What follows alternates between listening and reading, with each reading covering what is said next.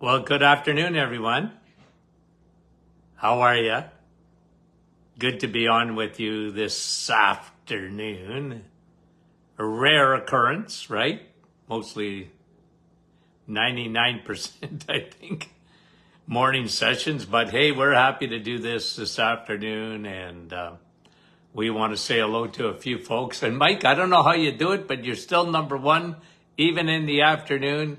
If Brahim is on with you today, I'll be shocked because of the time in Portland, Oregon. Wendy, good morning. And Faye, how are you?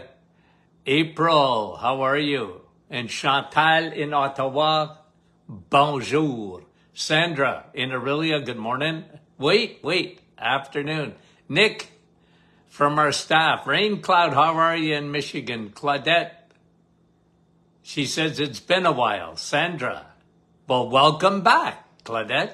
Rita, good afternoon. Jerry, Hatley, Quebec. Danny, how are you? And Sherry from Windsor. And Vera, how are you from Newfoundland? Shirley, Saskatoon. Nellie, good afternoon. And Georgie, Halifax, Nova Scotia. Sharon from Texas. Robin from Connecticut. Vince, how are you? And Yvonne from Petawawa. Bruno, North Bay, good to have you on. And Larry and Gretchen from Pasadena, California. Giovanna, how are you? Donna, Francis from Vaughan. Frida, how you doing? And Deborah, Pittsburgh, Pennsylvania. Nativity's telling us it's minus 23. Deanna, Linda, Northwestern Ontario. Maureen, Newfoundland. Margaret from Lakelet. Couple of more. And there's Wendy from Markham. And Anne, how are you? Brenda, New Brunswick. And Lori from Niagara Falls. Diane from Thunder Bay. And Kathy, how are you? Sharon from Bloomingdale, Ontario. Chrissy, St. Catharines. Sherry from Mississauga. And Giovanna says she's fine. Eric, bonjour from Ottawa. Lorna, Fort Washington. And Jason, there he is. Lots of character, my dear friend Jason, how are you? And Rena. And Susan. Okay, guys, let's get going. Mary Ann, how are you from New York? Hazel from Salmon Arm, British Columbia. Lourdes from Ireland. Wow, nice to have you on. Bonnie and Jeannie, Larry. Over 3 feet of snow. Where are you, Larry? And very cold. Yee, winter's come. Okay, guys, let's just talk for a minute here. I know a lot of you were on last night. Thank you for coming on with us and starring Tony Jr. I was the backup guy. And thanks for all the feedback. Thanks for all the questions. I'm going to try and get those questions that weren't answered last night, okay? We stuck around for about another hour last night and answered questions, and you can't get to all of them. Thanks for making that a great night, and we appreciate it, okay? We really do. Now, I want to do a little bit of a follow-up today and maybe just do a little bit of a deeper dive. Well, we did a deep dive, but we just do a little bit more on metabolic syndrome, okay? So what we talked about last night, a lot of people, they use the word metabolic and they sort of think of their metabolism, and to some extent that's true, but metabolic syndrome is 93% of the population is unwell. And I'm telling you, the vast majority of people, they have no idea that they're unwell.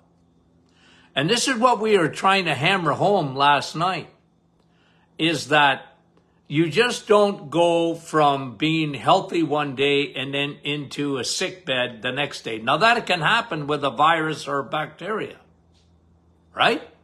You ever, you pick up a bug and you're in bed the next day, like something that microscopic can really, if you think you're tough, by the way, I'm a man, I'm a big baby. I'm used to feeling good all the time. And when I don't, I don't like that. Okay?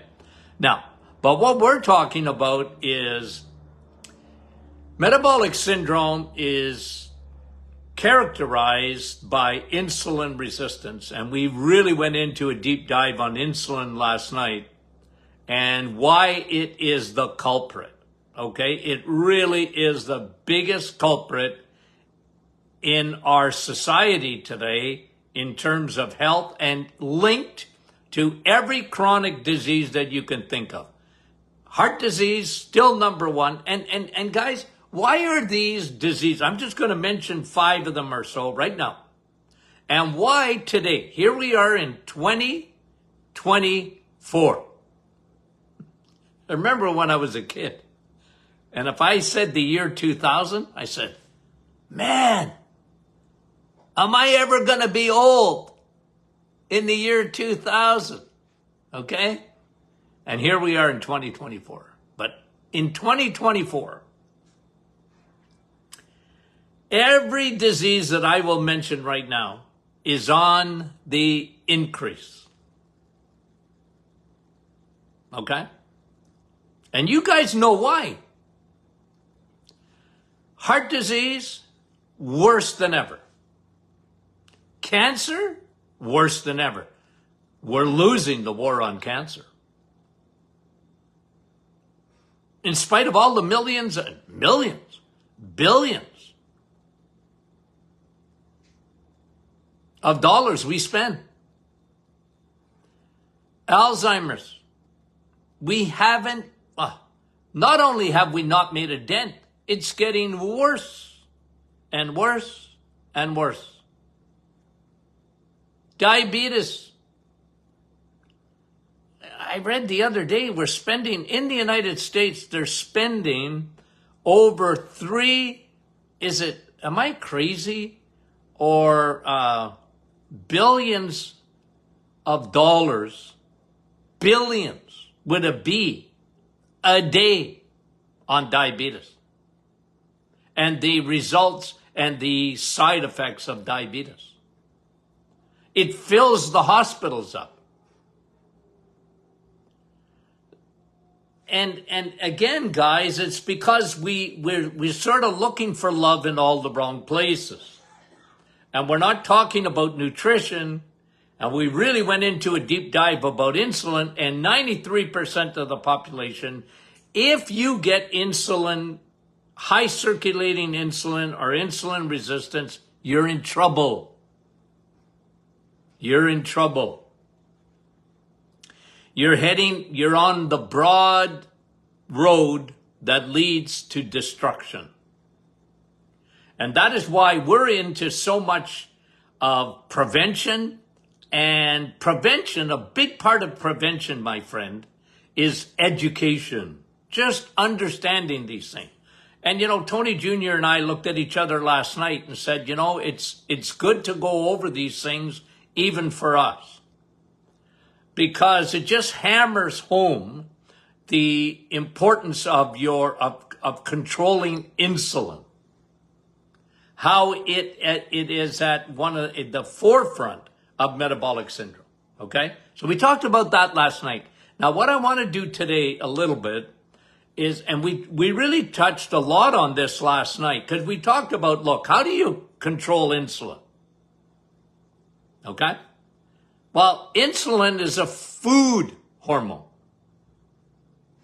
right? And so there's a reason for our madness. There's a reason that I talk low carb all the time. There's a reason that I talk to you about eggs, meat, and cheese. Nutritionally, the best food for your insulin is what?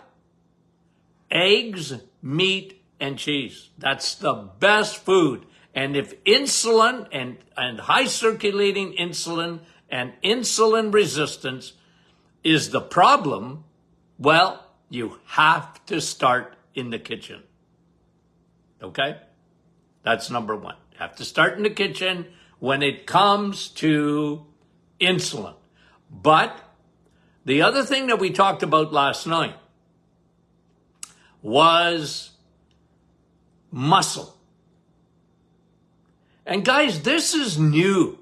This is new research in a lot of ways, because they never really understood. When I was in school, okay, I know in the days of Noah, that's what you're thinking, okay? But when I was in school, guys, I mean, we learned muscle. You had to name every muscle in your body. I can't remember how many there are, and, all Latin names, and, they drove you crazy. But if you didn't memorize it, you couldn't pass exams. So every muscle in the body. But they never thought of muscle. Let me give you a quote here. Okay, I'm going to give you a quote, and I put this in our book, Sun, Steak, and Steel. Muscle is the most metabolically active tissue that we have. The more muscle you build, the better your metabolic health will be. Guys, that statement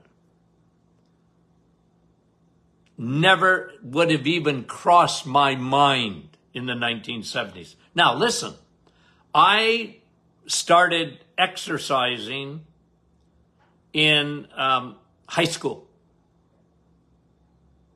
Okay? It was one of the best things that ever happened to me. My dad got diabetes, and my dad was my hero as a kid, and I wanted to do what he did. And when my dad found out he was a diabetic, he started exercising. He started jogging. The only people that ran in the 1960s were running away from the police. But my dad started running, jogging. We didn't even call it jogging. I said, Dad, what are you doing? I was in high school. He said, I'm a diabetic. I have to get in shape. I got to control my blood sugar. Okay. I didn't even understand half of what he was saying, but I said, Dad, wake me up in the morning and I'll go with you. And that really started a lot of, for me, a real pattern of discipline in my life. Okay? And I just, you form habits. That was a real good one. And I've been faithful all my life, since then, in the gym. And I love moving. I love walking and all this. But I didn't know about muscle. I didn't know metabolically what it did. I didn't know that it was like an endocrine organ unto its own. I didn't know that. And now we know so much more. As a matter of fact, and I'm sure I've talked to you about this before, but just, your grip strength. Do you know that they've talked about, when I say they, people that do this kind of thing, they want to make a vital sign. So, your blood pressure is a vital sign. Your pulse is a vital sign, right? These are vital signs. Your respiration rate is a vital sign and all that. They want to make hand grip. They want to make that, or they've talked about it, a vital sign. Just if you have a good grip, it tells you a lot. And, you might shake your head and go, no. Because muscles,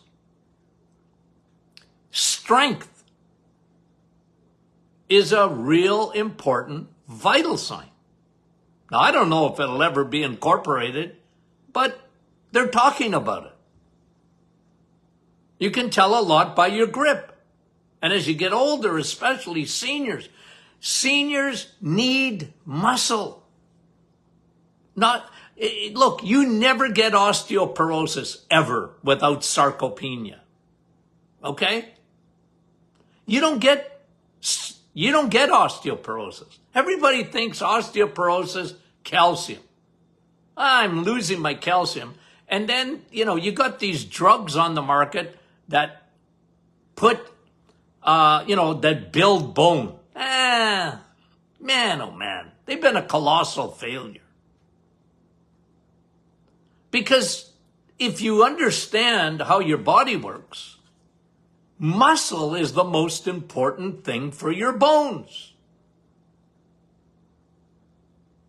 And sarcopenia, which is muscle wasting, is one of the root causes not only of osteoporosis, but it is really important when it comes to your metabolism, your metabolic health that we talked about last night.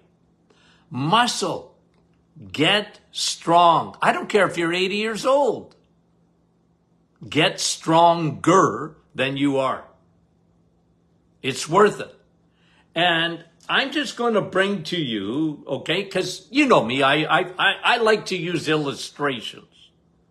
That's the way my mind works, okay? So when I use this illustration, build bins, especially in your legs. Like, I like to fool around with my grandsons and say, look at grandpa's pipes here, okay? Those, you need a license to bring them across the border. Okay? But really, guys, metabolically, your bins are really important when it comes to insulin. Insulin.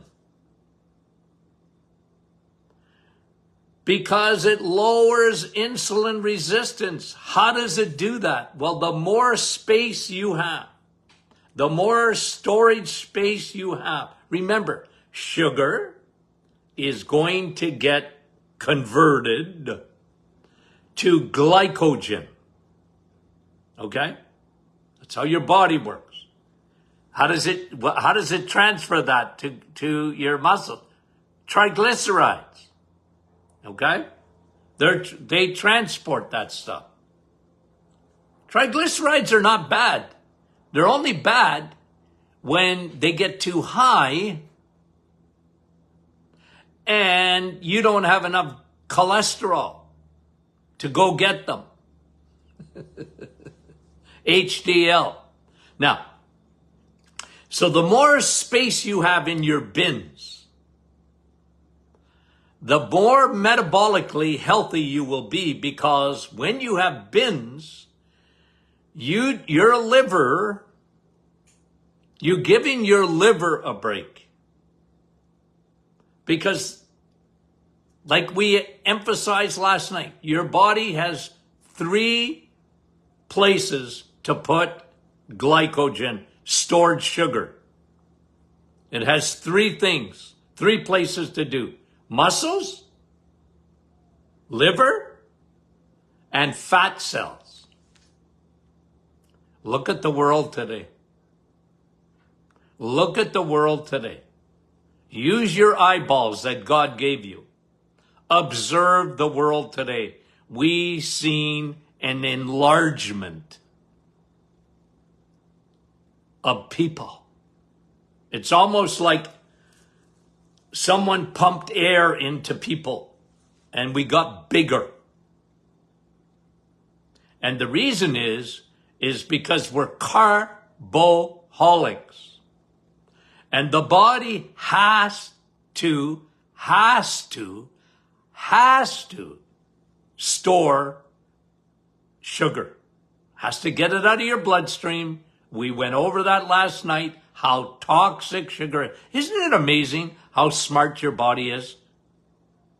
You know, medicine thinks they're smart, but they're not as smart as your body is.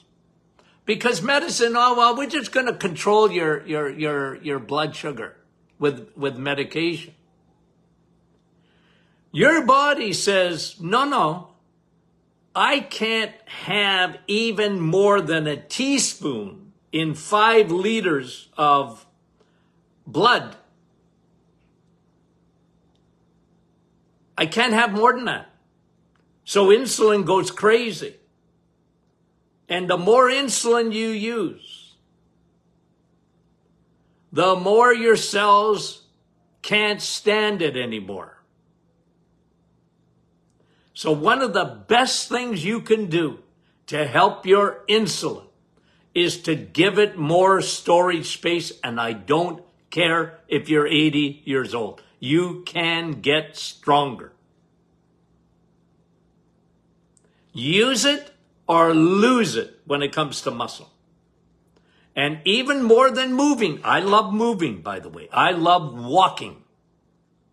Move. Yep, nothing like it. It's fantastic. But metabolically, getting stronger is more important than your walk. I know you like to walk. If you're anything like me, I love walking. Okay, I mean it, and I know it's good for me, and I actually have 2 studies, brand new studies, on the importance of walking and what it does for you. But guys, I can't emphasize this enough, that muscle is more important than movement in terms of your metabolic health. Muscle is an organ, an endocrine organ unto its own. And when you get stronger, you're helping yourself to get out of that 93% of the population. It's a way to get your butt off the Titanic, so to speak. Okay? And we just, it's amazing. Muscle is the most metabolically active tissue we have. The more muscle you build, the better your metabolic health will be. Sun, steak, and steel. Strong muscles, strong bones. Strong muscles, strong brain. Strong muscles, strong lungs. Strong muscles, okay? Really, really important. Strong heart. Remember, metabolically, what's happened? We talked about it. Triglycerides, fat balls, floating around in your bloodstream. Well, if you got muscles, you got storage space, and it's going to lower your triglycerides. It's going to elevate your HDL. Metabolically, it does that. Now, again, I can't tell you to, get strong and then eat what you feel like. I won't do that because that's not true either. Okay? They go together. But I can say this with, I think, about 99% confidence in this statement I'm just going to make. Okay? And I'm going to use 99% again. 99% of doctors, 99% of orthopedic surgeons, 99% of any physician that you can name, even in sports medicine, wouldn't know what I just told you right now. Because they look at muscle. They're not against muscle. Of course they're not. But they don't understand the importance metabolically of what muscle does. Okay? Strong bones, strong brains, strong heart, better liver, stronger immune system. Okay, and this, by the way, was in my book, Sun, Steak, and Steel, in our book, Tony Jr. and I. When you develop muscle, okay, so we talked about how it helps in insulin resistance because it's clearing up storage space for your glucose, okay, that's turned into glycogen. Okay? It helps to empty your liver and keep it empty. But one of the things that muscle does, okay, that's really, really important. Muscle builds your immune system. What? Yeah. Muscle, every time you use resistant training, okay, guys, like if you don't have to go to a gym to get strong, okay? You don't. You can do it at home. You can do it without spending a lot of money. You can do push-ups, resistant exercises. You can use those. I always do this. I got props. Okay, maybe I'll show you tomorrow. I got props because I have bands. You can build muscle. Resistant bands, and you know, you can get these little push-up things. Okay? You can do push-ups. You get stronger. I got hand grippers, you know, where you just you use the grippers, and just doing that, believe it or not, helps. But it also helps your immune system, and I'll tell you why. Because when you flex muscle, when you get your muscles lifting and strengthening them, you're releasing. Now, I probably told, yeah, I know I have, but I can't, you'd have to go back since I've talked about cytokines, okay? Cytokines are part of your immune system. They flag your T cells and things like that, say, hey, we got a virus, we got a bacteria, come here. You got to fight this, okay? So those are cytokines. And during COVID, they talked about people getting a cytokine storm. It was their immune system went crazy because it was too much. And there was these cytokines, creates inflammation, blah, blah, blah. Okay? But part of cytokines in the same family are myokines. M-Y-O-K-I-N-S-E-S. Myokines. And myokines, study after study after study. When you do resistant exercise and you get stronger, myokines help you to fight viruses and bacteria. Yeah. Ask me if I knew that in the 1970s. I didn't know that. I didn't learn that in school. I knew about cytokines. I didn't know about myokines. And the more they look at it, listen to this, okay? So cytokines rev up the immune system. And the American College of Sports Medicine stated in 2020, okay? Do I have to remind you of COVID-19? Okay, listen. The American College of Sports Medicine stated that working out ought to be our first line of defense against the virus. They were closing the gyms.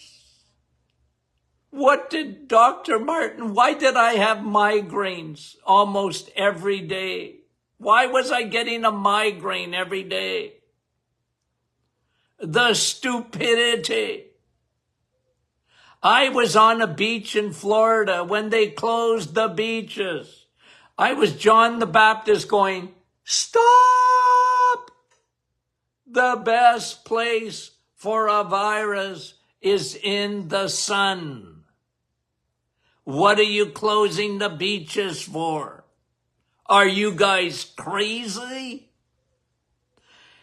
At the same time, the College of Sports Medicine said, whatever you do, don't close the gyms, because the gyms, they knew something about myokines. The muscle building is one of the best things you can do for your immune system.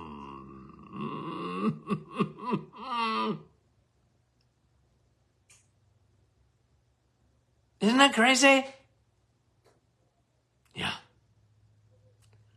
And that's why, it's one of the reasons I had such bad migraines through a couple of years.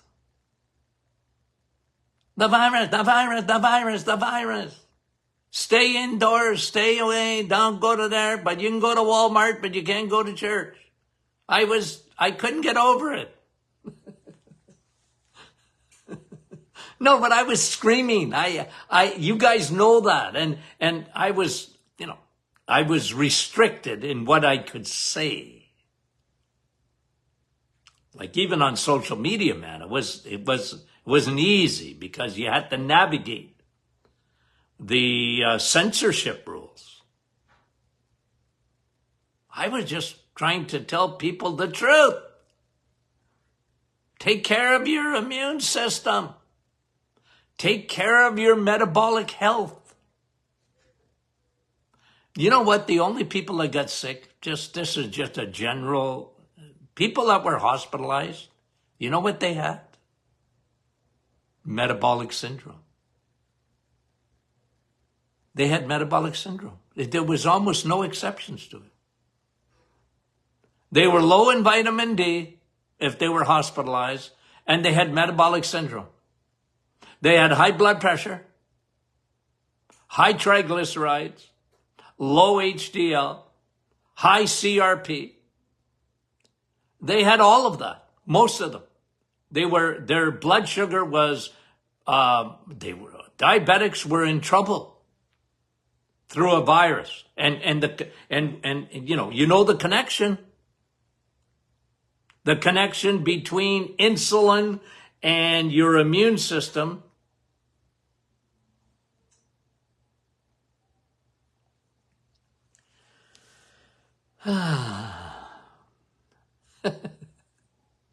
Guys, I get excited.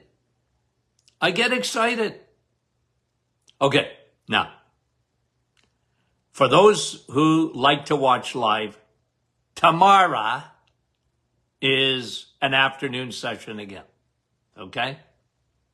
Tomorrow is an afternoon. And Friday, the Lord willing, we will do our question and answer morning time, okay? As per usual. Okay. Guys, once again, let me thank you for the huge audience we had last night. And the reason we stayed on till past 9 o'clock was because people weren't leaving. Okay? You wore us out, guys. No, we loved it. Loved every minute. Be so much. And by the way, for those who couldn't catch us last night, we understand. It's a live event. We will be, it was recorded and it will be sent out. Don't ask me how. Don't ask me how they do it. But it will be available for those who weren't able to do it live, or even for those who want to review the notes. See how many slides we had? I think we had over 100 slides last night. Okay. And believe you me, it wasn't me. I don't make slides. Whenever I do conferences or whatever, okay, they said, well, would you need PowerPoint? I said, what's that? You can give me a drawing board, okay? And give me a marker, because I might use that. But don't ask me to do a PowerPoint or whatever. I mean, if anything can go wrong, it will go wrong if I've got to touch anything or start anything or do anything like that. Okay, that's just me. I'm so old-fashioned, you have no idea. And Tony Jr., he's a gadget freak. I mean, there's nothing that boy can't fix. Okay. He said, Dad, you want to do live, just touch there and then stop. Don't touch anything else. I've set it up for you already. Okay, son. I got it. Okay, guys, we love you dearly, and we'll talk to you soon.